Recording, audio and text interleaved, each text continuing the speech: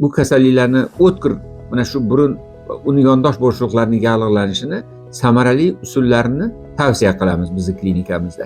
Bu mahalliy davo usullari, ya'ni burun bo'shliqlarini proch usuli bilan yuvish, tomoq dimoqlarni yuvish va fizioterapevtik usullar hamda umumiy, ya'ni antibakterial dorilar bilan kasalliklar paytida mahalliy davolash usuli hisoblangan yuqori jag' bo'shlig'ini funksiya usuli ham qo'llaniladi.